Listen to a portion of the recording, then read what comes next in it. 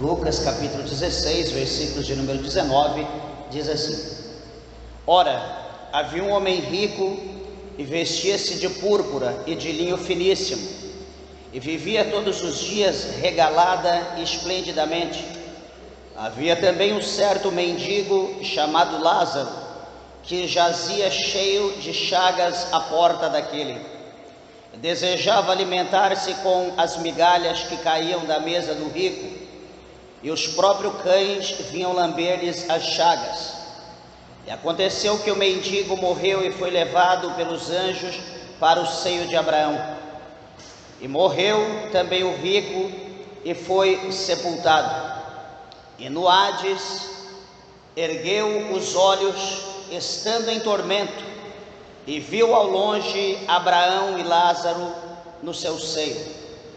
E clamando disse: Abraão, meu pai, tem misericórdia de mim, e manda Lázaro que molhe na água a ponta do seu dedo e me refresque a língua, porque estou atormentado nesta chama. Disse, porém, Abraão: Filho, lembra-te de que recebeste os teus bens em tua vida, e Lázaro somente males, e agora este é consolado e tu atormentado.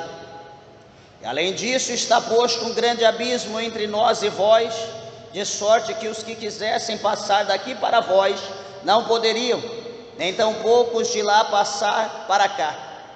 E disse ele: Rogo-te, pois, ó Pai, que o mandes à casa de meu pai, pois tenho 5 irmãos, para que lhes dê testemunho, a fim de que não venham também para este lugar de tormento.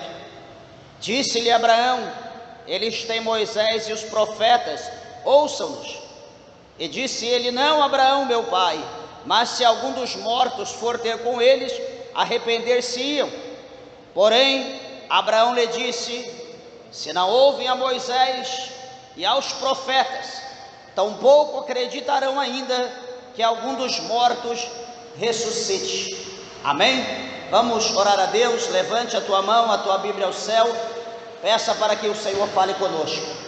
Maravilhoso Deus e maravilhoso Pai, Senhor Todo-Poderoso, Criador dos céus e da terra, mais uma vez, ó Pai, em tua presença nos colocamos, meu Deus, para exaltar, glorificar o Senhor. Meu Deus, aqui está a tua palavra, que é a profecia viva. Meu Deus, alimenta a minha alma, alimenta a alma da igreja, a alma de todos os ouvintes da palavra do Senhor. Meu Deus, tu conheces, meu Pai, a necessidade do povo, meu Deus, então trabalha de uma forma tremenda, de uma forma especial, e nos ensina a te servir para a glória de Deus, em nome do Senhor Jesus. Graças a Deus, amém. Podeis assentar, meus irmãos. Desocupe vossas mãos e dê uma salva de palmas bem alegre para Jesus. Aleluia, graças a Deus. Meus irmãos, eu peço por gentileza, atenção, reverência, a palavra do Senhor. Serei breve, devido ao tempo. Peço a cooperação, que os irmãos não levantem, não fiquem andando na igreja, segure um pouco para você beber água. Se alguém precisar de alguma coisa, está aí os obreiros da cena, ele vai ajudar naquilo que se fizer necessário. Amém? Evite da gente ter que parar a pregação para chamar a atenção devido a essa situação. Amém? Em nome do Senhor Jesus. Todos dizem amém. Meus irmãos, estamos aqui diante dessa gloriosa palavra, aonde a Bíblia mostra para nós que aqui Jesus ele vai falar, né? Tem até mesmo aqui um debate, né, entre aqueles estudiosos da Bíblia, aonde quando se fala em parábola, não se dá nome, né, às pessoas, aos personagens daquela história. E aqui nós observamos que aqui na verdade foi um fato, né, mais ou menos verídico, né, porque aqui Jesus ele dá o nome, né, de um dos principais personagens aqui desse texto que Jesus vai falar. E aqui no caso ele vai falar acerca de, Deus abençoe, ele vai falar acerca de duas pessoas, né, que era extremamente diferente, uma vida extremamente diferente uma da outra. Primeiro, Jesus ele vai falar do homem, né, do homem que era rico, né, que na verdade aqui não se fala o nome dele, mas quando se fala rico, né, no latim se fala divas, né, que no caso ou divis, né, que quer dizer uma pessoa abençoada, uma pessoa extremamente rica.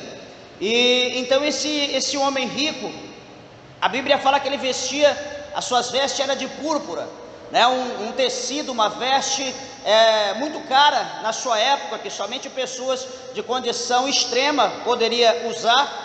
E também vestia-se de linho finíssimo, né? Linho sempre teve o seu valor, né, devido à sua qualidade. E a gente sempre fala que as coisas que são boas, ela tem um preço, né? As coisas que são boas não se marreta, as coisas que são boas não tem promoção, né? As coisas que é boa, ela é o que é, e quem quer paga o que vale, e quem não quer, paciência. Por que eu estou dizendo isso? Porque Jesus, ele é bom ou ele é ruim, meus irmãos? Jesus é bom, né? Jesus é maravilhoso. Jesus ele não está em promoção, né? Jesus não se marreta, não é fim de feira que você coloca metade do preço e vende. Jesus ele é o que é e é aquilo. Se você quiser, você tem que seguir as coordenadas, o que Jesus manda. Se você não quiser, paciência, você sabe o seu destino. Então Jesus ele é bom, Jesus ele é maravilhoso, e tem um preço a ser pago para seguir Jesus. E esse preço chama-se renúncia. Que muitos querem servir Jesus, mas não querem renunciar. E se não houver renúncia, jamais chegaremos ao céu. Observa um exemplo, lá em Filipenses, no capítulo 2, do versículo 5 para frente. A palavra do Senhor vai mostrar que Jesus, ele sendo Deus, Jesus, ele estando na glória, né, num lugar extremamente, né, nós não temos palavra para revelar a grandeza, a beleza, a formosura dos céus. Nós não temos palavra para revelar. Por mais que nós usamos todas as palavras, é pouco por aquilo que o céu é, pelo que tem preparado no céu. E veja que a Bíblia diz que Jesus, lá nesse lugar de glória, Jesus ele renunciou o seu trono, renunciou a estar à direita do seu Pai, renunciou a estar sendo servido, adorado por miríades de anjos, pelos seres celestiais. Jesus ele renuncia a tudo. E a Bíblia diz que ele, pelo Espírito Santo, ele é colocado no ventre de uma virgem. E Jesus ali então, ele se torna uma criança, se torna humano, né? 100% homem, 100% Deus. E Jesus agora vai viver na terra, ele vai crescer, ele vai ter o seu ofício, ele vai trabalhar. Jesus vai suar, Jesus vai cansar, Jesus vai passar por tudo que nós passamos, vai ter fome, vai ter suas necessidades, suas limitações. Os pratos estarão diante dele, ou estiveram diante dele. Jesus fugiu de todos, da aparência de todos os males que assim fora colocado diante dele, preparado pelo adversário. Jesus ele deu exemplo para nós, ele viveu nessa terra. E detalhe, por que eu estou dizendo isso? Que ele renuncia a tudo para poder, como foi louvado aqui, para dar a sua vida lá no sangue, lá na cruz do Calvário. Ele derramou o seu sangue para salvar todos aqueles que o aceitar. Só que o que ele fez tem um preço muito alto, porque nós somos comprados, diz a Bíblia, por preço de sangue. Nós não fomos comprados, diz lá nas missivas das cartas finais. A Bíblia fala para nós que nós não fomos comprados com ouro, nós não fomos comprados com prata, nós não fomos comprados com pedras preciosas, mas nós somos comprados pelo preciosíssimo sangue do Senhor e Salvador Jesus Cristo de Nazaré. O maior símbolo de renúncia foi Jesus. Então, se nós quisermos ir ao céu, por mais que nós tenhamos, por mais que nós almejamos, por mais que nós nos apegamos a esse mundo, se nós quisermos chegar lá, nós teremos que abrir mão, porque nada deste mundo nós vamos levar ao céu, e nós veremos isso pela palavra de Deus. Observa que este homem, vestido de púrpura, e de linho finíssimo. A Bíblia diz que ele vivia todos os seus dias numa vida regalada e numa vida esplêndida. Não tinha falta de nada, vivia extremamente abençoado, não se preocupava com ninguém, não tinha problema, porque tudo ele solucionava, ele arrumava um jeito para solucionar. Não tinha fome, não conhecia o que era nudez, não conhecia o que era um armário vazio, não conhecia o que era viver numa rua, estar na sarjeta, não ter pão para comer, não ter água.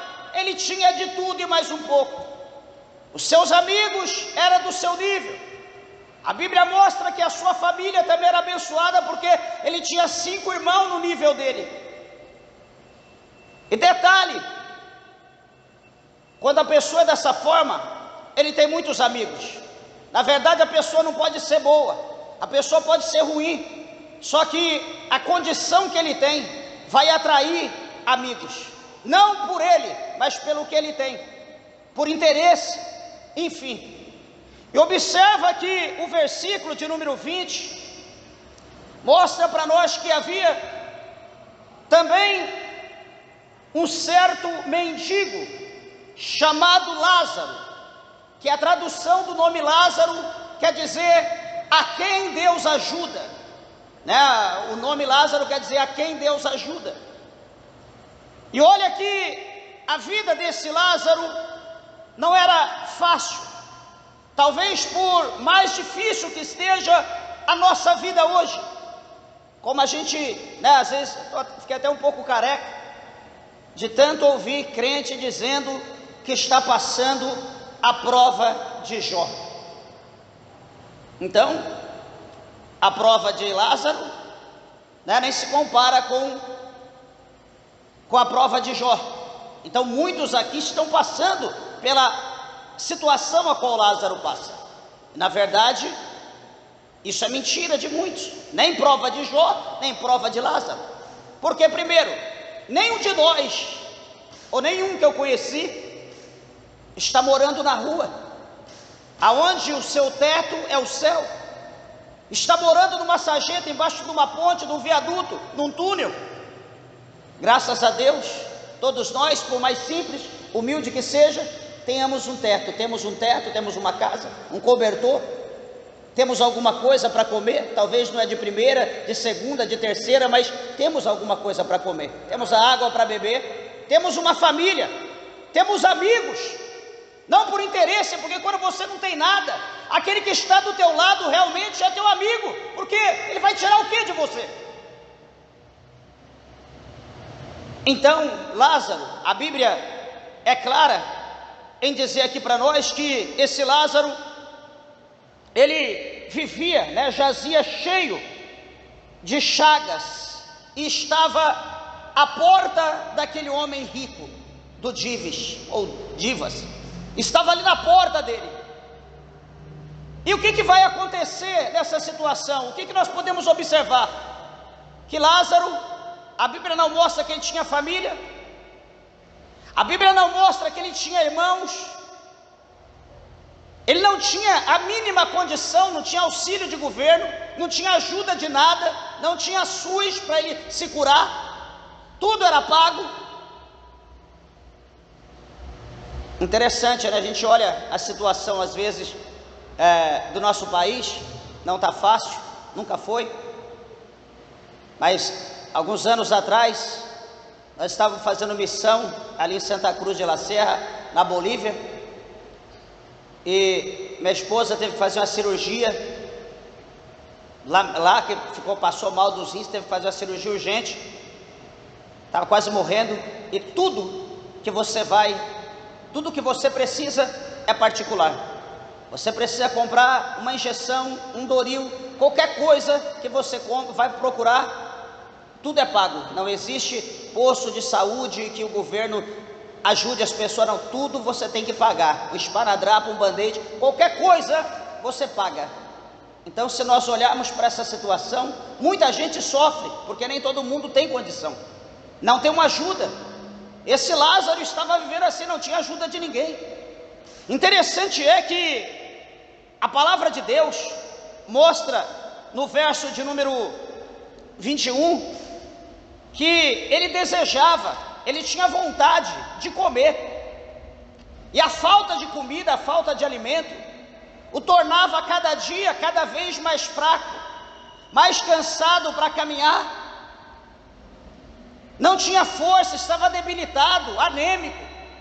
E não bastando esse problema, ele estava enfermo, cheio de chagas, alguns dizem lepra. Ele tinha fome, ele tinha vontade, mas nunca ele recebeu um prato de comida.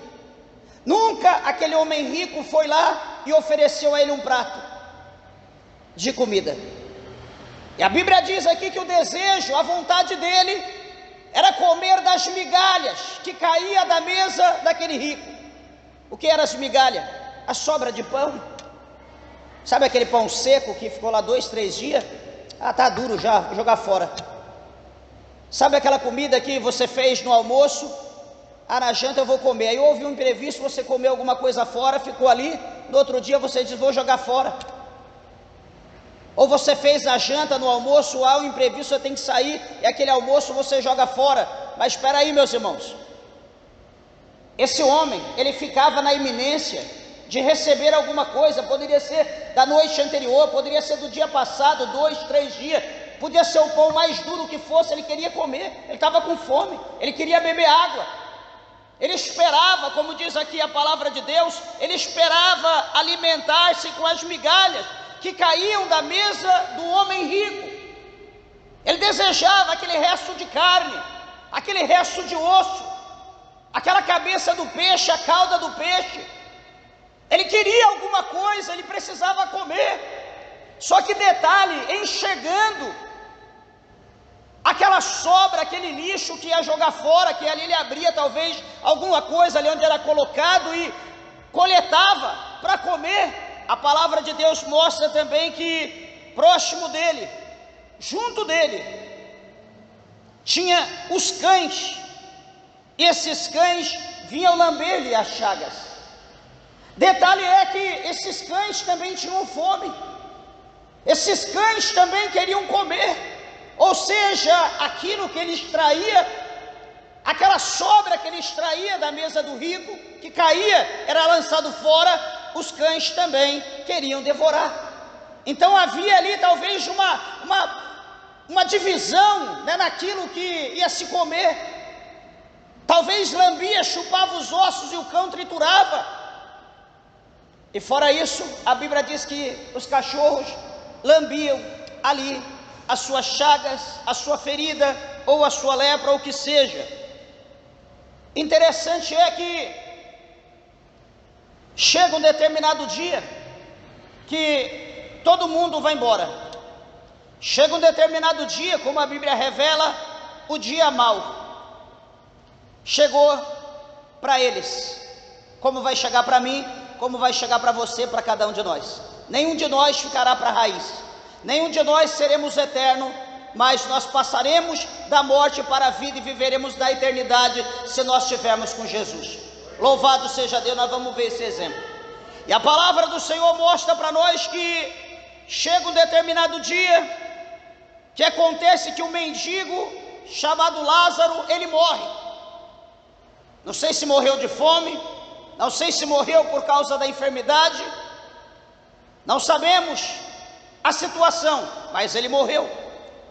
E a palavra de Deus diz para nós que ele foi levado, não pelas pessoas, porque estava com muita gente, não tinha ninguém por ele. A Bíblia diz que ele foi levado pelos anjos ao seio de Abraão. O seio de Abraão é um lugar de repouso, é um lugar onde as almas ficam ali, na iminência do som da trombeta, é um lugar de paz, onde as almas descansam, onde estarão dormindo, em repouso, em stand-by, aonde não vai haver sofrimento, aonde não vai haver tristeza, onde não vai haver angústia. É um lugar pré-céu, é um lugar onde a pessoa vai estar descansando. E esse homem alcança, ele galga essa posição, ele consegue chegar. Talvez ele nunca imaginou, mas ele chega lá. E a palavra de Deus diz para nós que também, não sei na sequência ou quanto tempo depois, morre também o rico, e o rico foi sepultado. Meus irmãos, imagina como foi a festa fúnebre desse rico. Imagina quantas pessoas, imagina a música de harpa, de cítara, enfim, tantos instrumentos, e todo mundo ali cantando, adorando, se lamentando pela morte daquele homem. E a Bíblia diz, e coloca ponto final, e ele foi sepultado. Veja a diferença, que Lázaro, ele morre, e a Bíblia diz que ele foi levado pelos anjos ao seio de Abraão, e morreu o rico e foi o quê? Sepultado. Há uma diferença muito grande.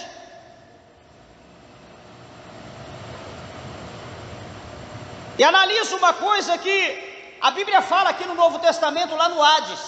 Talvez na tua Bíblia pode estar escrito o inferno. Lá no Antigo Testamento a palavra em hebraica é Sheol,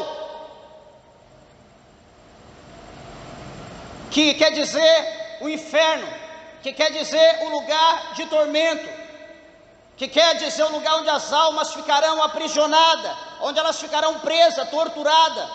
Pastor, mas será? 23, e no Hades, ergueu os olhos estando em tormentos. Veja bem, lá no Hades, ele não estava em repouso, ele não estava em stand-by, não estava dormindo. A Bíblia diz que lá no Hades, lá no inferno, procure a tradução depois, você vai ver que ele aqui está no lugar de tormento. E a Bíblia diz que de longe ele observa Lázaro no seio de Abraão. Interessante é que Lázaro está dormindo, está descansando, está em repouso, está no seio de Abraão, está ali tranquilo, com águas frescas, água gelada, tranquilo, em paz. E lá do Hades, lá do tormento, o rico olha para o seio de Abraão e vê Lázaro numa vida esplêndida, Lázaro agora preparando para a eternidade. Se aquele lugar de repouso já é excelente, já é tremendo, imagina o que virá depois, imagina o que estará adiante na glória, aonde ele vai passar a eternidade, ou aonde nós iremos passar. Observa, meus irmãos, que ele vendo, a Bíblia diz que ele chama ou clama Abraão e diz: meu pai, tem misericórdia de mim, manda Lázaro que molhe na água a ponta de seu dedo e me refresque a língua, porque estou atormentado nesta chama. Eu quero aproveitar que ele está dizendo que ele está atormentado nesta chama, e quero chamar a tua atenção. Você que talvez não crê na veracidade do inferno, você que diz, os crentes só falam inferno, mas não existe isso. Você que diz, o inferno é aqui na terra. Meus irmãos, oxalá, ou quiçá, se o inferno fosse aqui.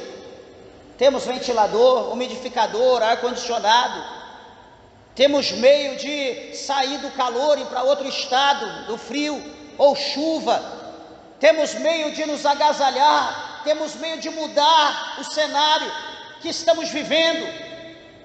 Mas lá no inferno, quem pode fazer alguma coisa? No inferno, todas as pessoas que vão para lá são pessoas condenadas, são pessoas aprisionadas, são pessoas detentas, como um bandido que foi pego no flagrante, está num cárcere, numa cadeia, trancado, aonde está à mercê de qualquer tipo de agressão. Dentro daquele lugar ele não tem como se defender, não pode fazer nada, porque ele errou e ele tem que pagar o preço pelo seu erro.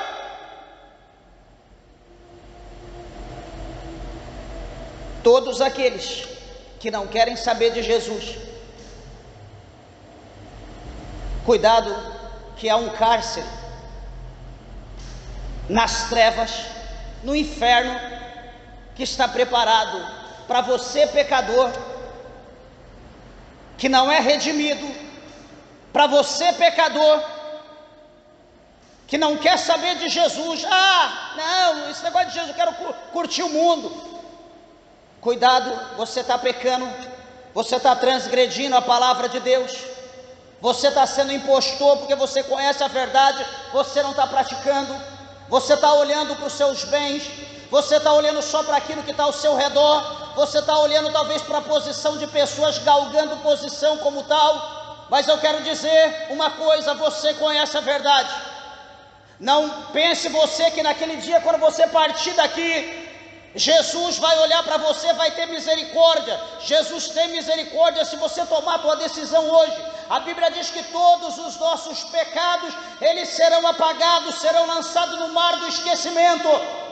Mas isso em vida, porque depois que nós partimos dessa vida, o escritor aos Hebreus diz para nós que vai seguir o juízo. E ponto final. O homem está ordenado a morrer uma vez só, e depois disso segue o juízo. Pastor, mas lá na mesa branca, lá na cartomante, lá não sei na onde, lá não sei em Xonoé, falaram que ressuscitou alguém lá da minha família, era pessoa terrível, falou comigo, eu ouvi a voz, arrepiou até o cabelo.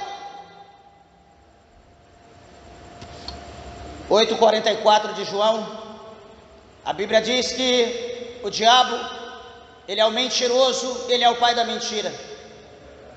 Lá no capítulo 11 da segunda carta aos Coríntios, o apóstolo Paulo, ele diz que Satanás, ele tem os seus ministros e ele tem o poder de se transfigurar em anjo de luz. Satanás, ele tem o poder de enganar qualquer pessoa que está na carne, qualquer pessoa que não tem o Espírito Santo de Deus. Ele tem o poder de enganar qualquer pessoa que conhece a Bíblia e transgride, não guarda a palavra. Pastor, mas será que, meus irmãos, Jesus, ele sendo o verbo vivo, ele sendo a palavra de Deus, o verbo, diz a Bíblia que se fez carne. O verbo quer dizer o logos, no grego, que quer dizer palavra, a palavra viva de Deus. A palavra se transformou em carne, se converteu em carne. O verbo se transformou em carne e habitou entre nós. Ele foi levado pelo anjo, ou seja, foi levado pelo Espírito Santo ao deserto. Foi tentado por Satanás. O diabo tentou Jesus pela palavra. As três principais tentações, que não foram só três, foram várias, mas as três principais. Se tu é filho de Deus, pega essa pedra aqui, eu estou vendo que você está com fome, você não comeu nada, transforma essa pedra em pão. É mesmo, né? Eu sou filho de Deus, eu tenho o poder, estou aqui nessa prova para quê? Deixa eu transformar isso aqui numa pizza de 16 pedaços, deixa eu transformar isso aqui num pão de Deus, num pão italiano. Não, Jesus não deve satisfação para o diabo. Jesus não tem que provar nada para o diabo, simplesmente ele, sendo o verbo de Deus, a palavra de Deus, ele olhou e disse: está escrito, Satanás, que nem só de pão viverá o homem, mas de toda a palavra que sai da boca de Deus. Eu pergunto, você tem conhecimento da palavra, mas você tem vivido a palavra de Deus? Será que a palavra de Deus que você conhece, será que ela sai da sua boca como uma flecha? Ou será que ela sai da sua boca como um macarrão cozido, que põe na boca e cai, e é do jeito que cai fica? Tem essa diferença, eu conheço. Mas qual é a ação da palavra de Deus na tua vida com o alvo? Será que você está sendo um arco para lançar a palavra como uma flecha, para acertar o alvo? Ou será que a palavra que você conhece é como um gelo no fogo, uma manteiga no fogo que derrete? Tem essa situação, não se gabe. Você tem que, além de conhecer, você tem que colocar em prática, tem que viver. A pessoa vai falar: eu já conheço, eu conheço, eu fui professor da escola dominical, eu fui pastor, eu fui doutor em teologia, PhD, não sei no que.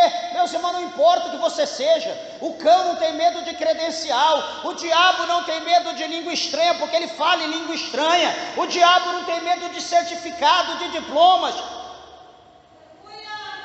O diabo ele tem medo quando ele vê um crente calejado, com o joelho cheio de calo, de estar no chão clamando a Deus, orando ao Senhor, de estar vivendo a palavra de Deus, como o salmista diz: guardei a tua palavra no meu coração para eu não pecar contra ti. Quando chega um crente, louvado seja Deus, de oração no lugar, o diabo ele pode estar pulando, pode estar sendo marabalista, mas quando chega um homem de Deus, uma mulher de Deus, ele vai cair de cabeça, ele vai rachar o coco, ele vai ter que ir para o inferno levando fogo, porque ele não tem poder contra um homem, uma mulher de Deus que ora e que obedece a palavra de Deus. Cadê os crentes que oram? Cadê os crentes que obedecem a palavra de Deus? Adore a Deus nessa noite. Lai que oforgue a camassúria dos candarabes, a surimianda labaia. Senhor, o Senhor é o Filho de Deus. Lança daí desse precipício para baixo. Lança lá, Senhor, ao diabo. Porque está escrito lá no Salmo 91, está escrito lá no verso 11 e 12, que o Senhor dará ordem aos seus anjos para te livrar, e nenhum mal te sucederá. Olha como o diabo conhece a Bíblia, ele cita os versículos, tranquilo, ele cita na boa. Sabe aquele que quer te enganar?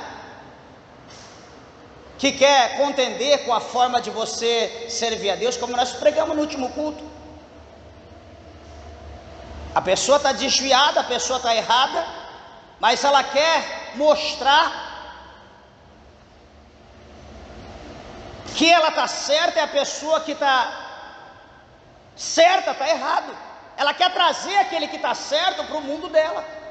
Nós temos que ter cuidado com isso, porque o diabo usa a boca das pessoas. E se nós não tivermos alicerçado, a gente cai, o nosso tapete vai ser puxado. Senhor, lança-te. Não, Senhor, os anjos vão te defender, vai te livrar de todo mal. Jesus vai dar na costela do cão, vai repreender ele e vai dizer: não tenta, está escrito, não tentarás o Senhor teu Deus. O cão foge.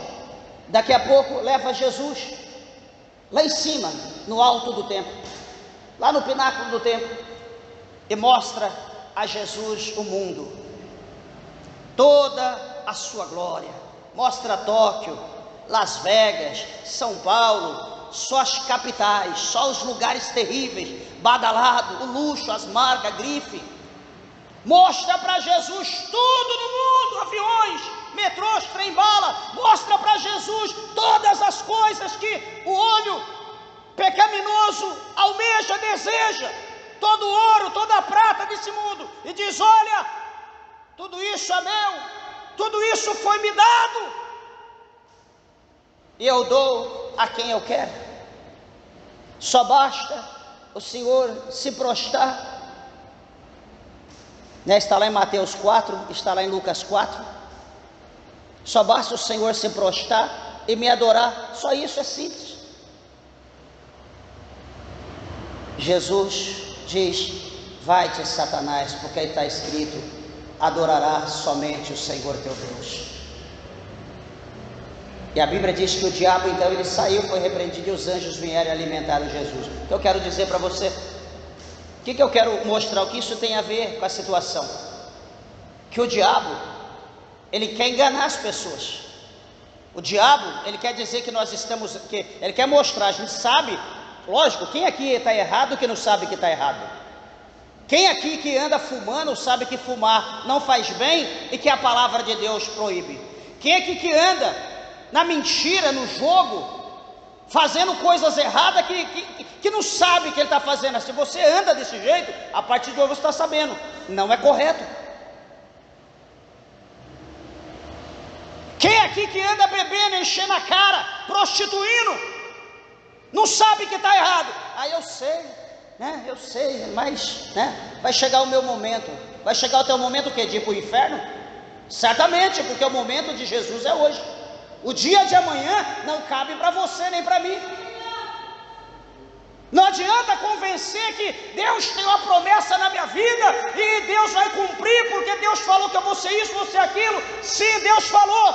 Quer ver Deus cumprir? Levanta a tua mão hoje, porque o dia de amanhã você pode estar lá no inferno junto com esse homem rico, porque está lotado de pessoas no inferno, cheia de promessas que transgrediram, que achou que era imortal e não se renderam aos pés do Senhor. Deixa eu te dizer uma coisa, imortal só tem um, chamado Jesus Cristo de Nazaré, é o único. Nós somos pó, nós somos caco, nós não somos nada. Não pensa que Jesus está lá morrendo por causa de você. Ai meu Deus, Ele tem que me aceitar, porque se Ele não aceitar, o que eu vou fazer? O que Jesus tinha que fazer, Jesus já fez, e fez bem feito. Fez por amor. Jesus não deve nada para ninguém, Deus não deve nada para ninguém. Lá em João capítulo 1 verso 18, Evangelho de João 1,18, a Bíblia diz que, presta atenção, a Bíblia diz que Deus, Ele nunca foi visto por ninguém, mas o Filho unigênito que está ao seio do Pai, aqui ó, no seio do Pai, a Bíblia diz que esse o fez conhecer, esse o revelou. Aí o 3,16 de João, a Bíblia diz que Deus, Ele amou o mundo de tal maneira que deu o seu Filho unigênito, para que todos aqueles que nele crê, em Jesus o Filho unigênito, não pereça onde no inferno, mas tenha a vida eterna. Veja que Deus, Ele ama, veja que Ele prova o amor. Se Deus perguntar: filha, filho, você me ama? Eu amo, Senhor. Aí Deus diz: prova que você me ama. O que você vai dizer para Deus? Você me ama? Então aceita o meu Filho Jesus Cristo como único, suficiente Salvador da sua alma. Essa é a prova. Quantos que diz: eu sou filho de Deus, eu amo Deus, eu tenho Deus no meu coração. Só que a Bíblia diz que aquele que é de Deus, ele ouve a voz de Deus, ele anda com Deus, ele anda como Enoque andou com Deus, ele faz o que Deus quer, ele faz o que Deus manda, ele cumpre a palavra de Deus. E a Bíblia diz que Deus amou Enoque de uma maneira tão grande, tão imensurável, que Deus o tomou e o levou para si. Será que o nosso amor é mais ou menos proporcional? Meus irmãos, não sejamos tolos, não vamos viver de aparência, não somos criança, não podemos brincar com fogo, porque quem brinca com fogo se queima. Aí está o mundo, os acontecimentos estão aí, o fim está chegando, o terror está se levantando, as tempestades malignas estão se levantando.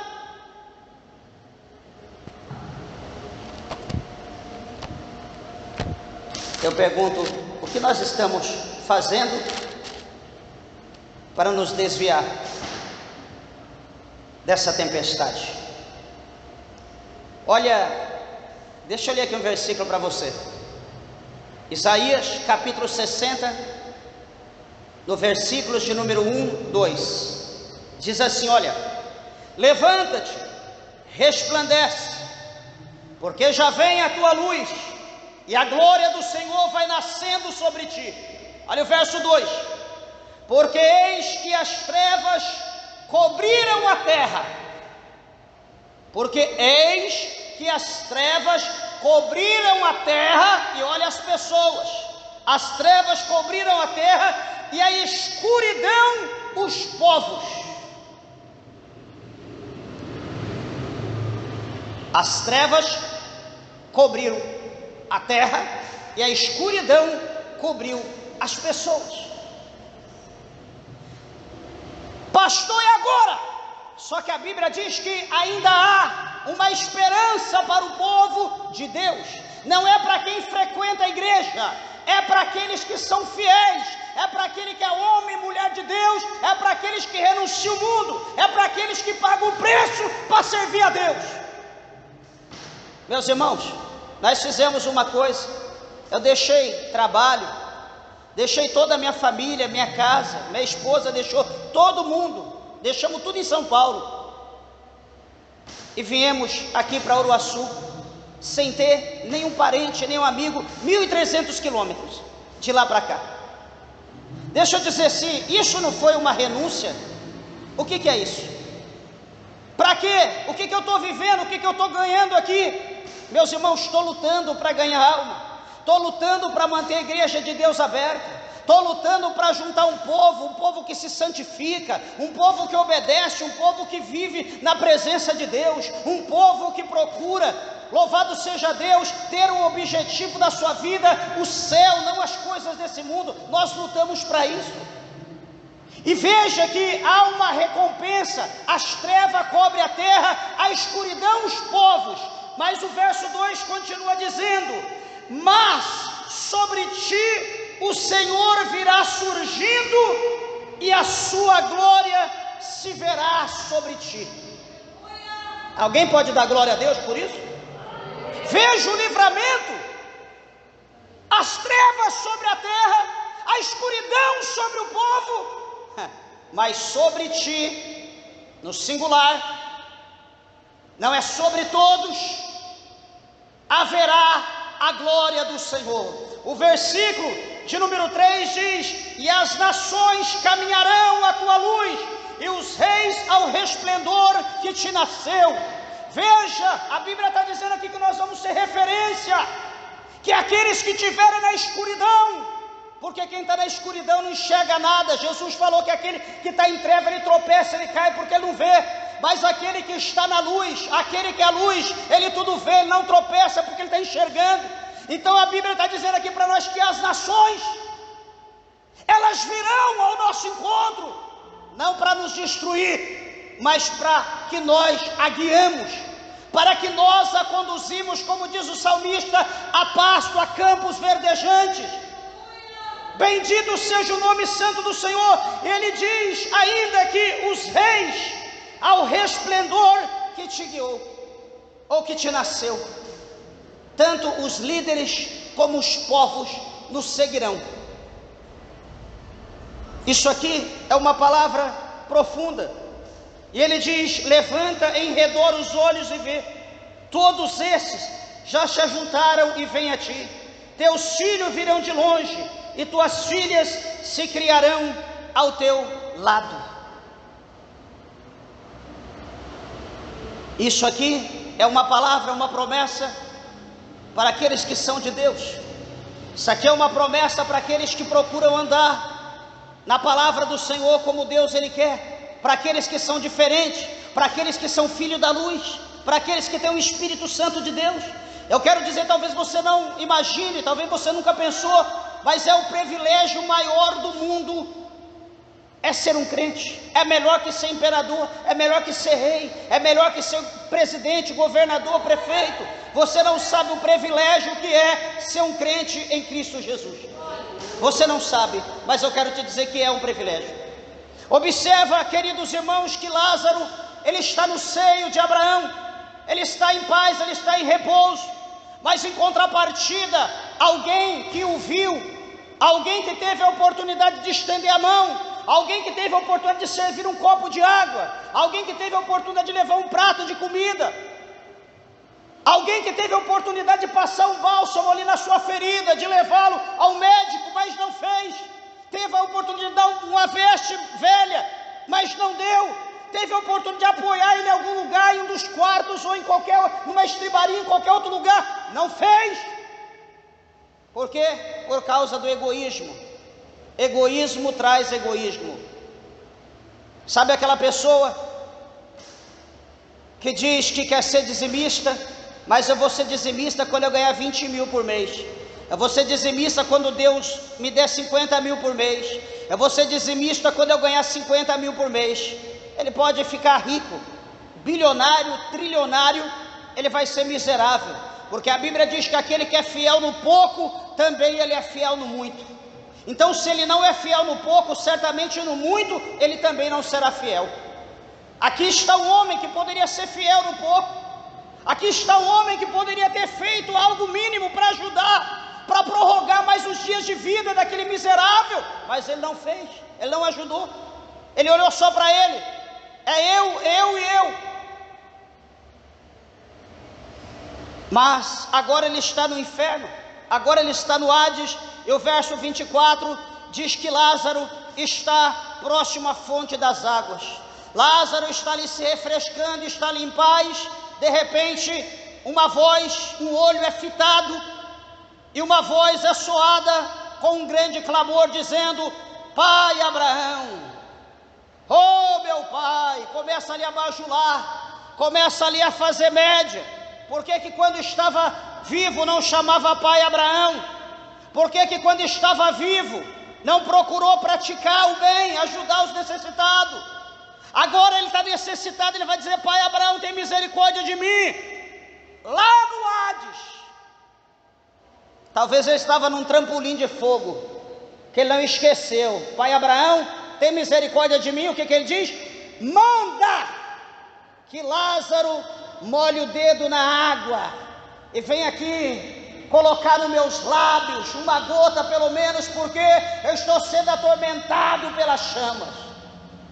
A função dele era mandar, era ordenar. Lá no inferno, ele não esquece da posição dele, ele está mandando, como se ele fosse alguma coisa. Não esquece que ele é um miserável, um cego, um pobre, um nu, um condenado à eternidade no lago de fogo e enxofre.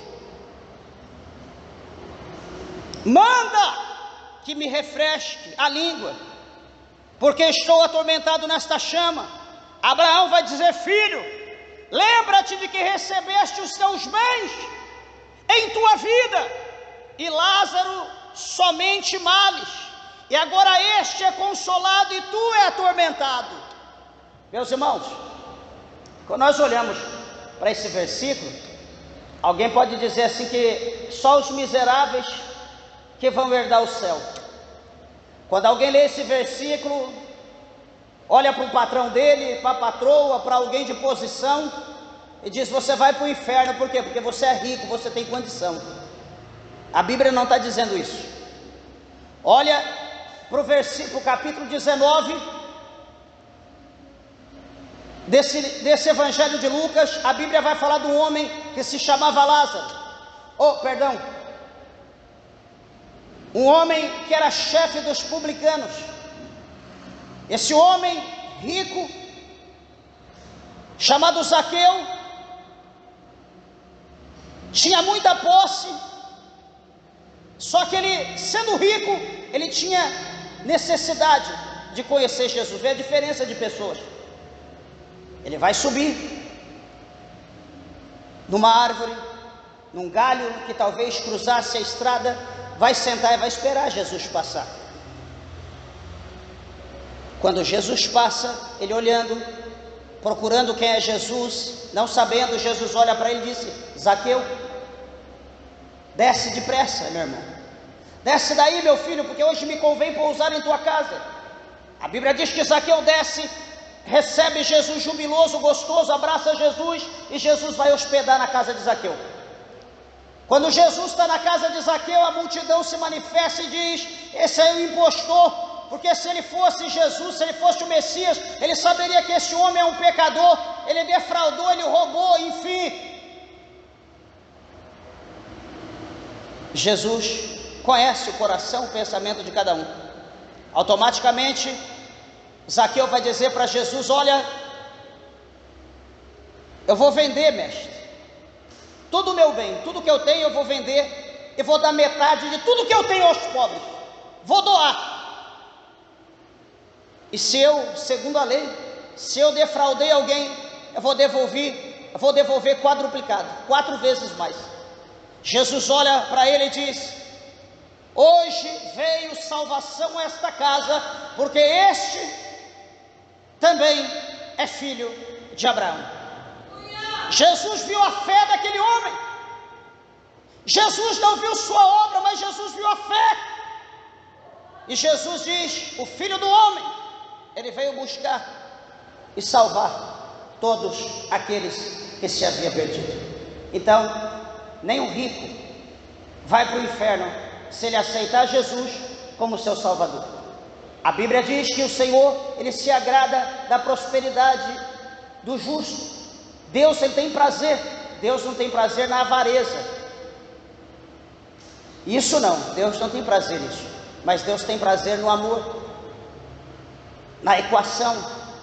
Veja que então este Lázaro, ele recebe o seu bem pelo que ele era. Talvez era um crente, talvez era um seguidor de Jesus, tinha uma vida miserável, mas servia a Deus, conhecia Jesus, por isso que ele alcançou a salvação. Não porque ele era mendigo. Alguém pode dizer: então vou se tornar um mendigo para mim ser rico, para mim ir para o céu. Não, você tem que ser crente em Cristo Jesus. Você tem que ter compromisso com os céus, compromisso com Jesus, independente da tua classe, independente do teu poder. Você tem que ser servo de Deus.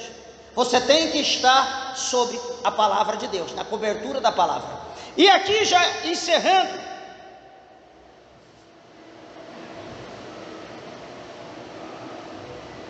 Abraão vai dizer para o rico: olha, meu irmão, está posto um grande abismo entre nós e vós. Há um grande abismo que quem está aqui não pode ir aonde você está, e quem está aí onde você está não pode vir aqui aonde nós estamos. Há um grande abismo. Há alguém ou alguém que diz que existe o famoso e tão ensinado, instruído, afirmado purgatório. Não é isso? Não existe?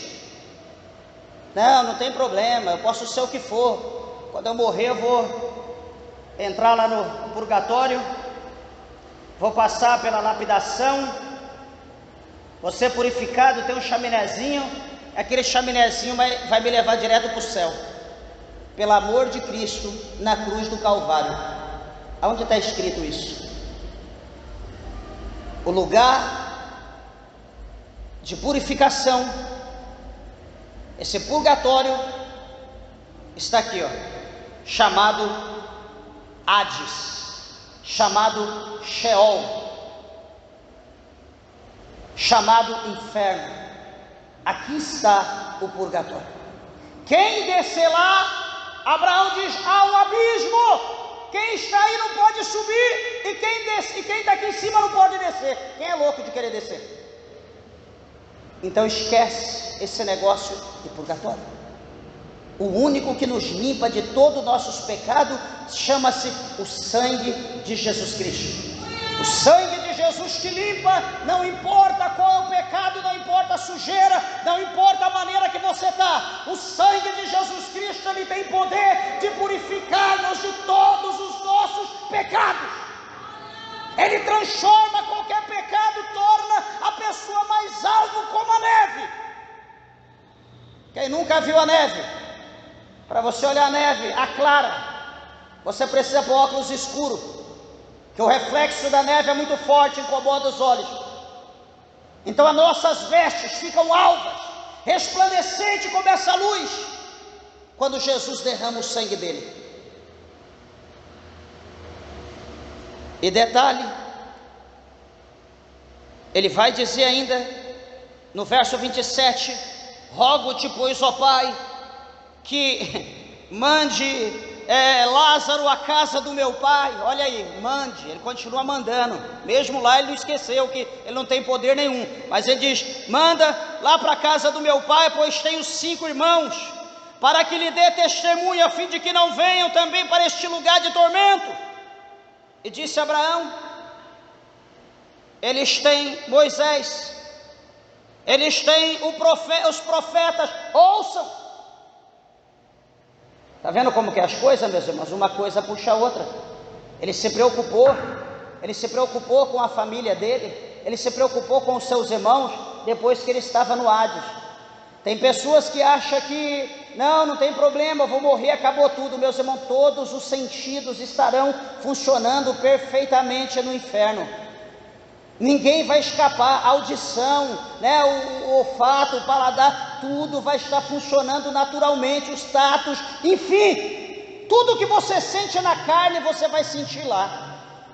Quem não querer Jesus, e ele diz, vai lá, manda ele lá falar para os meus irmãos se converter, para eles quebrar o coração, deixar essa dureza, fala para eles se converter, porque o inferno é real, senão eles vão vir para cá. Abraão vai dizer, olha, tem Moisés, tem os profetas. O que isso quer dizer? Abraão está dizendo, olha, ele tem a lei, tem a Torá, tem os profetas, o livro escrito pelos profetas, as profecias, que eles ouçam, que eles tenham ouvido, que eles creiam. E o que acontece? E disse, não, Abraão, meu pai, mas se algum dos mortos for ter com ele, arrepender-se-iam.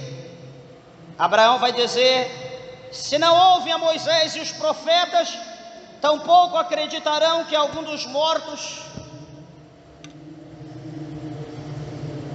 Você está vendo como que é as coisas? Ele não quer acreditar na palavra, mas ele quer acreditar que ir um morto até lá e falar, quer dizer que o morto vai ter mais poder do que a palavra de Deus. A palavra está aqui, está dita. A palavra é real, a palavra é viva. Capítulo 4, 12 de Hebreus. Porque a palavra de Deus, ela é viva e eficaz. Ela é mais penetrante que espada alguma de 2 gumes, que penetra na divisão da alma e do espírito, entre juntas e medula. Ela é apta para discernir pensamentos e intenções do coração humano. Se essa aqui, não poder resolver a tua vida, não tem macumba, não tem despacho, não tem voodoo, não tem nada que vá mudar a tua vida, se você não crer na palavra de Deus. O único que pode mudar é a palavra. Que o Senhor Jesus te abençoe, que você tome a decisão da sua vida, que você pense hoje, reflita, põe a cabeça no teu travesseiro e tenha em mente que é o inferno, que é verdadeiro, que é real. Como Provérbios, dito por Salomão, ele diz que a morte e o inferno nunca cessa de tragar as almas, assim como o olho não cessa a cobiça. Que nós atentamos para a palavra de Deus, estejamos preparados para a vinda de Jesus, individualmente ou coletivamente, na atual circunstância que o mundo está hoje. Queridos, que Deus os abençoe. As palmas bem alegres são para Jesus.